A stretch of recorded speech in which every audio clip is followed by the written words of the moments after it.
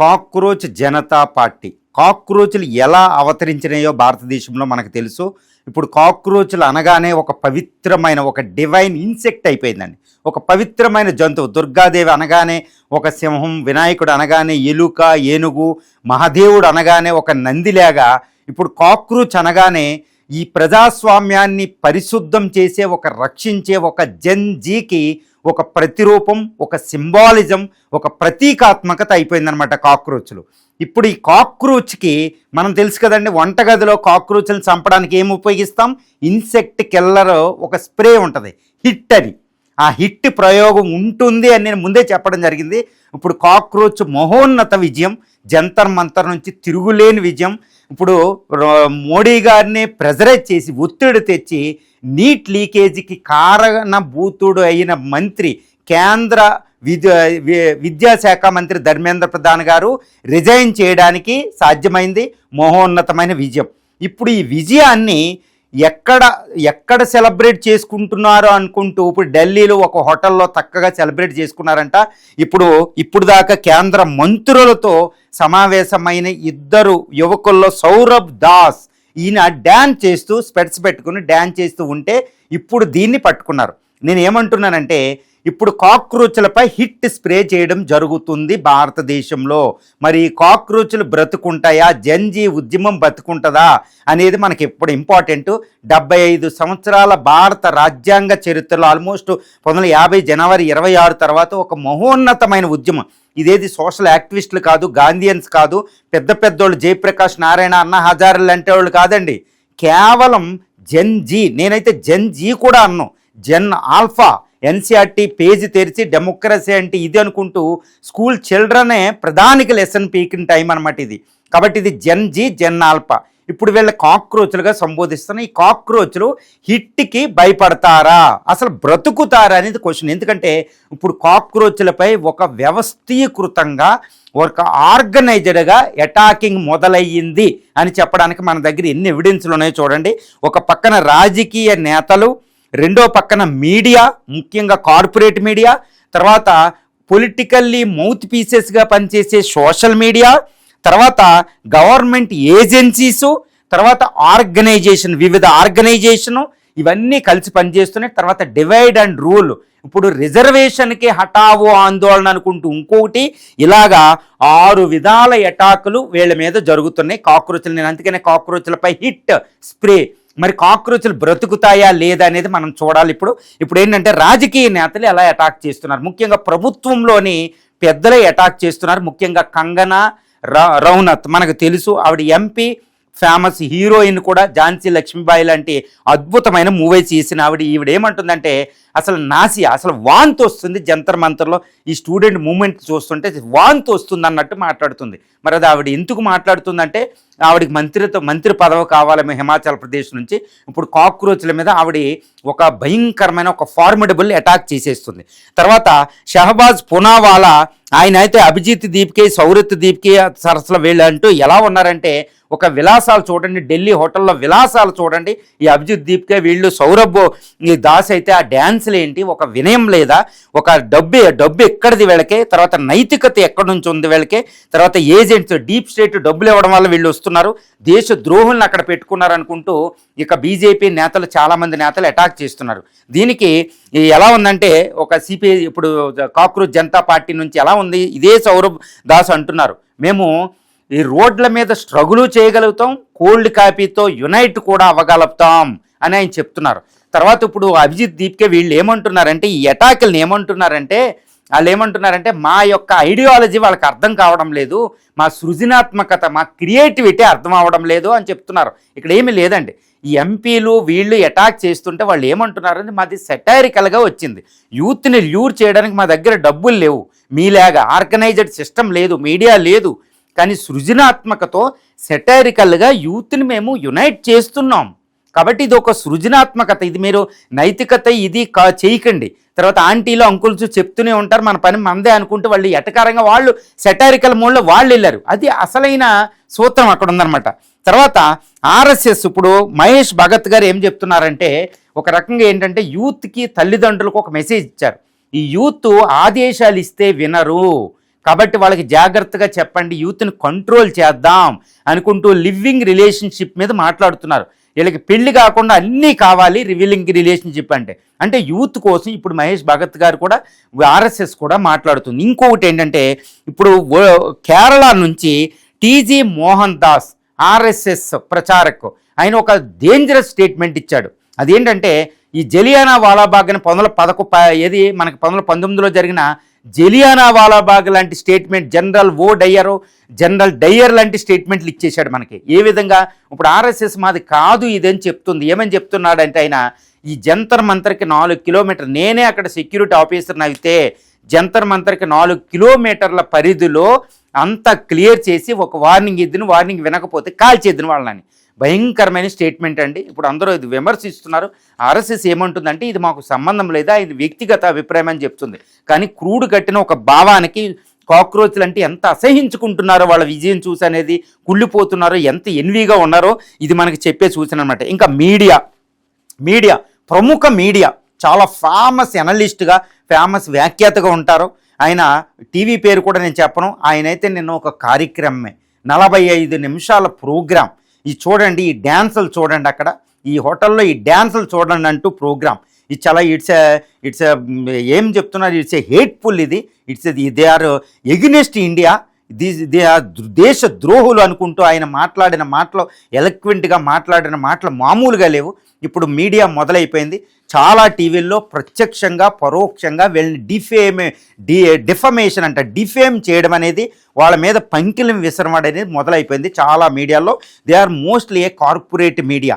మనకి చాలా టీవీ ఛానల్లో కాక్రోచ్ల యొక్క మొరాలిటీని, వాళ్ళ దేశభక్తిని శంకిస్తూ చాలా కథనాలు వస్తున్నాయి చూడండి. ఇది మనం అది చెప్పవచ్చు. తర్వాత ఇప్పుడు సోషల్ మీడియాలో కూడా ఈ యొక్క యంత్రాంగాన్ని సపోర్ట్ చేసే విధంగా, ఈ ప్రభుత్వాన్ని సపోర్ట్ చేసే విధంగా కొన్ని సోషల్ మీడియా ఆర్గనైజేషన్స్ పనిచేస్తాయి అన్నమాట. సోషల్ మీడియా ఇన్ఫ్లుయెన్సర్స్ వాళ్ళందరూ ఇంకా ఇప్పుడు వీళ్ళ క్యారెక్టర్లు అభిజిత్ దీప్కే దగ్గర ఒక పక్కన ఒక అమ్మాయి ఉంది, ఈవిడ ఇలాంటిది, తర్వాత ఈయన సౌరభ్ దాస్, ఇలాంటి వాళ్ళు ఇక్కడి నుంచి వచ్చారు. వీళ్ళకి ఇన్ని లక్షల కోట్లు ఎలా వచ్చినాయి? అసలు లక్షల కోట్లు, మన పొలిటికల్ పార్టీకి వేల కోట్ల నిధులు ఇస్తారు కార్పొరేట్లు కూడా, అక్కడ వచ్చే నిధులు వీళ్ళకి లక్షల కోట్ల నిధులు ఎలా వస్తున్నాయి? డీప్ స్టేట్ ఉంది, చైనా నుంచి వస్తున్నాయి, పాకిస్తాన్ నుంచి వచ్చి ఉధృతంగా చేసేస్తున్నారు వాళ్ళని డిఫేమ్ చేయడానికి. ఇది సోషల్ మీడియా దిగింది. తర్వాత గవర్నమెంట్ ఏజెన్సీస్, ఇది చాలా ముఖ్యమండి ఇప్పుడు. ఎందుకంటే కాక్రోచ్లు ఆ రోజు జంతర్ మంతర్ దగ్గర కాల్పులు జరిపే సమయంలో జూలై 20th రోజున ఢిల్లీ పోలీసు ఒక ఇంటర్నల్ రిపోర్ట్ వచ్చిందని చెప్తుంది. అదేంటంటే 989 మంది క్రిమినల్స్ అక్కడ జంతర్ మంతర్లో ఆ రోజు మేము FRS ఫేస్ రికగ్నిషన్ సిస్టమ్ ద్వారా మేము ఐడెంటిఫై చేసాం. 2873 మందిని ఈ ఫేస్ FRS ప్రయోగిస్తే అందులో 989 మంది క్రిమినల్స్ ఉన్నారంటే ఎంత వేల మంది ఉన్నారో అని చెప్తున్నారన్నమాట. ఈ 989లో 101 మందిపై మర్డర్ కేసులు ఉన్నాయి సీరియస్గా, 62 మందిపై అటెంప్ట్ మర్డర్ కేసులు ఉన్నాయి, 61 మందిపై రేప్ కేసులు ఉన్నాయి, 6గురిపై పోక్సో కేసులు ఉన్నాయి. ఇంత క్రిమినల్స్ ఎంటర్ అయిపోయారు అని చెప్తున్నారు. అంటే జంతర్ మంతర్లో క్రిమినల్స్ జరిగినాయి. కాబట్టి ఈ ధర్మేంద్ర ప్రధాన్ ఇది యాంటీ సోషల్ ఎలిమెంట్స్ వెళ్లకుండా, దేశద్రోహుల చేతిలోకి వెళ్లకుండా మేము రిజైన్ చేయించామన్నట్టు చెప్తున్నారన్నమాట. అంటే మేము కాల్పులు జరిపాం, లాఠీ చార్జ్ ఎందుకు, టీర్ గ్యాస్ ఎందుకు అని చెప్పడానికి, సమర్థించుకోవడానికి క్రిమినల్స్. మరి FRS ఫేస్ రికగ్నిషన్ సిస్టమ్ మీరు అక్కడ పెట్టినట్టు 989 మంది క్రిమినల్స్ అక్కడ ఎంటర్ అయినప్పుడు మరి మీరు ఏం చేస్తున్నారు? జంతర్ మంతర్లోకి ఎంటర్ అవ్వకుండా ఎందుకు ఆపలేదు? జంతర్ మంతర్లో వాళ్ళని ముందే ఆపే సిస్టమ్ మీ దగ్గర ఉంది, అంత వ్యవస్థ ఉంది, rapid action force, various paramilitary forces ఉన్నప్పుడు. అంటే క్రిమినల్స్ని అక్కడికి ఎందుకు అలౌ చేశారు? అక్కడికి వెళ్ళిన తర్వాత లాఠీ చార్జ్ చేయాలా? ఎందుకంటే అక్కడ వేల మంది స్టూడెంట్స్ ఉన్నారు, వాళ్ళ మధ్యలోకి వీళ్ళు ఎలా వెళ్ళారు? స్టూడెంట్ పోనీ నెట్వర్క్ ఉండదు కదా. జనాల్పలు ఈ క్రిమినల్స్ మీరు రమ్మని చెప్పే అంత దౌత్య నీతులు, అంత లౌక్యత, అంత చాణుక్య నీతులు, కూట నీతులు వాళ్ళకు ఉండవు. మరి వాళ్ళకి ఎలా వెళ్ళారంటే స్టూడెంట్లోకి క్రిమినల్స్ వెళ్ళిన తర్వాత ఆ క్రిమినల్స్ వంక పెట్టి స్టూడెంట్ లాఠీ చార్జ్ పెట్టి చెదురుమొదరు చేద్దామనే ఒక కుట్ర ఉంది. మరి ఈ కుట్ర చేసింది ఎవరు? ఇది స్టూడెంట్ని తప్పు పట్టడం అసంభవం, స్టూడెంట్స్ తప్పు కాదు. జంతర్ మంతర్లోకి క్రిమినల్స్, ఇంతమంది క్రిమినల్స్ ఒకేసారి నమ్మబలుక్కుని వాళ్ళు వెళ్ళడానికి కూడా గ్యాంగ్స్టర్లు ఒకరికొకరు లింకులు ఉండవు. కాబట్టి ఇక్కడ క్రిమినల్స్కి ఎంటర్ అవ్వడం వెనకాల ఏదో ఒక కుట్ర ఉంది. అది కాక్రోచ్లు తప్పు కాదు. కానీ ఇక్కడ సిస్టంలో ఈ విధంగా రాజకీయ నేతలు, ఈవెన్ ఆర్ఎస్ఎస్, సంఘ పరివారం, మీడియాలు, సోషల్ మీడియా ఆర్గనైజేషను, ఇది అఫ్కోర్స్ ఆర్ఎస్ఎస్ అయితే దాన్ని ఆయన ఇప్పుడు టీజీ మోహన్ దాస్ అన్నది మాది కాదని చెప్పింది. ఆర్ఎస్ఎస్ ప్రత్యక్షంగా ఇక్కడ ఏమీ లేదండి. కానీ వాళ్ళు కూడా ఎంత కుట్రపూర్తిగా మాట్లాడుతున్నారు ఒక్కొక్కళ్ళు. సోషల్ మీడియా, గవర్నమెంట్ ఏజెన్సీస్లో, ఢిల్లీ పోలీసు వీళ్ళందరూ డివైడ్ అండ్ రూల్.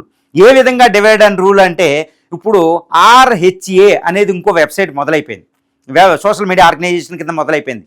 అదేంటంటే రిజర్వేషన్ హటావో ఆందోళన అనుకుంటూ ఇప్పుడు 4 మిలియన్లు, అందులో 40 లక్షల పైగా ఫాలోవర్స్ వచ్చారు. రిజర్వేషన్లు వద్దు చూసారా, అంటే రిజర్వేషన్లు వద్దంటే ఈ జెన్జీలో ఈ యొక్క divide and rule upper caste lower క్యాస్ట్ల కింద డివైడ్ చేయడం.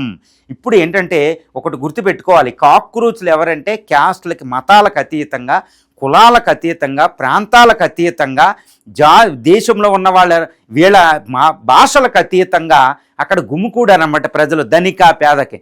ఇప్పుడు దాన్ని డివైడ్ చేయడానికి ఈ రిజర్వేషన్ హటావో, ఎందుకంటే రిజర్వేషన్లు అనేది చాలామందికి ఇప్పుడు పోటీ వాతావరణం ఉండాలి, మెరిట్ బేస్ మీద ఉండాలి.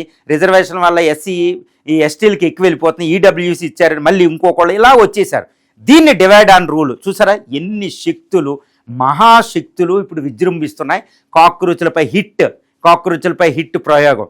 మరి వీళ్ళు బ్రతుకుతారా ఏమవుతారా అనే ముందు ఇక్కడ ఒక విషయం మనం మాట్లాడుకోవాలండి. అది ఏంటంటే ఇప్పుడు ఈ సౌరభ్ దాసు, అభిజిత్ దీప్కే కాక్రోచ్లైన ఈ లీడర్స్ ఏం చెప్తున్నారు అంటే, ఈ ఆంటీలు అంకుల్స్ కంప్లైంట్ చేస్తూనే ఉంటారు, మన సృజనాత్మకత వాళ్ళకి అర్థం అవ్వదు, మన పని మనం చేసుకుందాం, మాకు ఎంజాయ్మెంట్ అనేది వదలం, మా మూమెంట్ అనేది పూర్వకాలంలాగా స్ట్రగుల్ కాదు, మాకు సృజనాత్మకత ఉందని. ఎందుకంటే కాక్రోచ్ అనేది ఇక్కడ ఏంటంటే అర్థం వాళ్ళు మాట్లాడేది, కాక్రోచ్ అనేది ఒక సెటైరికల్గా వచ్చింది, అదేంటి ఒక వ్యంగ్యంగా వచ్చింది. ఈ వ్యంగ్యం అనేది ఆకర్షణ అయిపోయింది స్టూడెంట్లో. అరే కాక్రోచ్ స్కూల్ చిల్డ్రన్ కూడా, even my daughter is also asked me on that day, నన్ను కాక్రోచ్ అనే ఒక పార్టీ పుట్టడం ఏంటి, ఏంటి నా అనేది అంటే ఒక వ్యంగ్యం అనమాట. పిల్లల్లో ఒక అటెన్షను, ఒక అట్రాక్షను, ఒక ల్యూరింగు, వెంటనే దేవర్ అట్రాక్టెడ్ దెమ్జాల్స్, వాళ్ళు ఒక యూనిటీ వచ్చింది. వ్యంగ్యం అనేది ఒక అద్భుతమైన ల్యూరింగ్ పాయింట్ అయ్యింది. కానీ ఒక ప్రయోగం, పొలిటికల్ ప్రయోగం చేయాలంటే డబ్బులు కావాలి, ప్రచార సాధనాలు కావాలి, మీడియా కావాలి. ఈ వ్యంగ్యం అనేది వాళ్ళకి అన్నిటికీ సాధనంగా పనిచేసింది. ఒక సృజనాత్మకత అంటారు, ఒక క్రియేటివిటీ. కాబట్టి వాళ్ళు అట్రాక్ట్ అయిపోయారు. వ్యంగ్యంగానే వాళ్ళు ఉద్యమం చేస్తున్నారు, వ్యంగ్యంగానే పెద్ద పెద్ద సమస్యలను బయటకు తీసుకొస్తున్నారు, ప్రజాస్వామ్యంలో రాజ్యాంగ వ్యవస్థలో ఉన్న లోపాలను బయటకు తీసుకొస్తున్నారు. ఈవెన్ CJIని కూడా వాళ్ళు క్రిటిసైజ్ చేయడం జరిగింది, కాక్రోచ్లు అన్నంత. గుర్తుపెట్టుకోండి, చీఫ్ జస్టిస్ ఆఫ్ ఇండియా ఆయన కూడా లేదు అని చెప్పి, మిస్కోటెడ్ అయ్యిందని చెప్పి ఆయన మళ్ళీ హీరింగ్కి వచ్చారు. ఇప్పుడు ఆయన కూడా సమర్థించుకుంటున్నారు, సుప్రీంకోర్టు ఎప్పుడు బాగా పనిచేస్తుందని. చూసారా వ్యంగ్యంగా ఎంత అద్భుతంగా మూమెంట్ని తీసుకొస్తున్నారు. వాళ్ళ దగ్గర వేల కోట్లు, లక్షల కోట్లు మీడియా లేవు, మీడియా ఎగ్నెస్ట్గా పనిచేస్తుంది కార్పొరేట్ మీడియా. ఈ వ్యంగ్యం కాబట్టి ఎన్ని హిట్లు ప్రయోగించినా బుద్ధి ఇంకొక ఒక లక్షణం ఉంటుంది, పీకు తెగి పడిపోయినా అది బతకగలుగుతుంది. ఎందుకంటే శరీరం అంతా నాడులు ఉన్నాయి.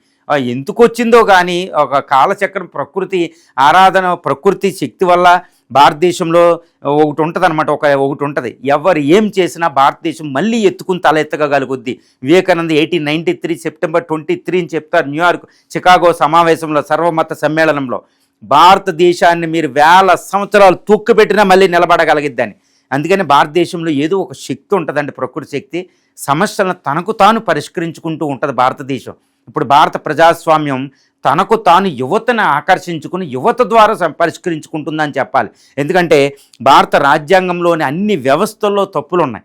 అందుకనే రాజ్యాంగంలో చెప్పబడిన సామాజిక, ఆర్థిక, రాజకీయ న్యాయాలు ఇంకా రాలే, సంక్షేమ రాజ్యం అనేది రాలేదు. ఇది యువత నిద్రలేసిందంటే అది అందరికీ మంచిదే, బట్ యువతని దారిలోకి తీసుకురావాలి. ఇప్పుడు RSS మోహన్ భగత్ గారు అన్నట్టు ఈ ఆదేశిస్తే ప్రజలకి, విద్యార్థులు కుదరదు, జన్జీకి కుదరదు, వాళ్ళని జాగ్రత్తగా చెప్పగలగాలి.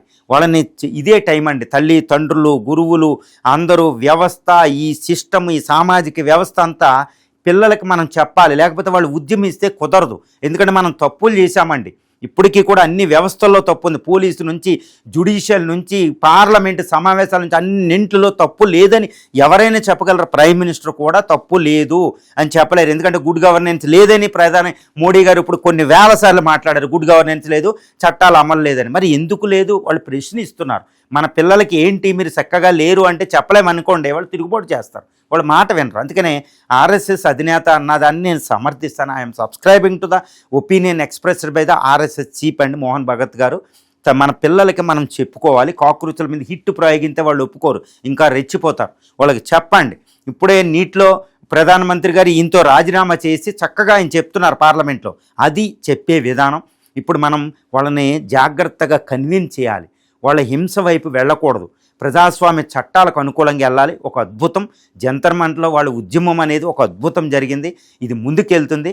కాక్రోచ్లు అంతం కావు, కాక్రోచ్లు హిట్ ప్రయోగించడం చాలా తప్పు జరుగుతుంది. ఈ వ్యవస్థల పక్కన ఉంటే మన వ్యవస్థ వాళ్ళని కన్విన్స్ చేసే విధంగా ఉండాలి. నాకు తెలిసినంతవరకే కాక్రోచ్ ఉద్యమం చాలా చక్కగా వెళుతుంది. వాళ్ళు ఆల్రెడీ ఇంకొక కార్యాచరణ యాక్షన్ ప్లాన్ని పెడుతున్నారు. వాళ్ళు రాజకీయ పార్టీగా వచ్చే అసెంబ్లీ ఎలక్షన్లో, వచ్చే లోక్సభ ఎన్నికల్లో వాళ్ళు పోటీ చేయబోతున్నారు. ఇక్కడ నుంచి ఒక సాధనం ఉంది, అద్భుతం అనమాట. ప్రశ్నించే భారత రాజ్యాంగ నిర్మాత డాక్టర్ బిఆర్ అంబేద్కర్ చెప్తారు, ఈ ప్రజాస్వామ్యంలో ఇంటిగ్రల్ పార్టే డిసెంట్. అంటే అసంతృప్తిని వ్యక్తం చేయడానికి ఏదైనా వేదిక లేకపోతే ఆ సిస్టమ్ ముందుకెళ్ళదు, పరిణామక్రమం ఉండదు. కాబట్టి పాజిటివ్ నెగిటివ్ ప్రజాస్వామ్యంలో ప్రశ్నించే గుణమే ఆర్టికల్ 19(1)(b), ఆర్టికల్ 19. ఈ హక్కుల ప్రకారంగా స్వేచ్ఛాయుతంగా వాళ్ళు వెళ్ళి నక్సలైట్లో జాయిన్ అవ్వలేదు. నక్సలిజం అంతమైపోయింది ఇండియాలో ఇప్పుడు అమిత్ షా గారు, మోడీ గారి వల్ల. ఇప్పుడు ప్రశ్నించే శాంతియుతంగా జంతర్ మంతర్లో వచ్చారు, అద్భుతం. అందుకని సిజేఐ గారు కూడా చెప్తున్నారు, జస్టిస్ సూర్యకాంత్ శర్మ గారు కూడా చెప్పారు, ఈ శాంతియుతంగా ప్రదర్శన చేసేది an integral part of Indian constitution. అంటే ఇన్ఎలైనబుల్ రైట్ అంట. దీన్ని తీసుకెళ్ళడం ఎవరి తరం కాదు, వాళ్ళ మీద లాఠీ చార్జ్ జరగడం అక్రమం, దుర్మార్గం అన్నట్టు సిజేఐ గారు సమర్థించడం కూడా జరిగింది. ఇంతకంటే మనం ఏం చెప్పలేం. కాబట్టి కాక్రోచ్ల డివైడ్ అండ్ రూల్కి వాళ్ళని వ్యతిరేకంగా ఈ నాసియా ఇవన్నీ కూడా బంగాళాఖాతంలో వ్యర్థమైపోతాయి. కాబట్టి మన పిల్లల్ని సర్ది పెట్టుకుని వాళ్ళని అడిగి మనం ఇవ్వాలి. ప్రజాస్వామ్య వ్యవస్థలో ఈ ప్రశ్నించే గుణం యువతలో వచ్చింది కాబట్టి భారతదేశం సూపర్ పవర్ అవుతుంది.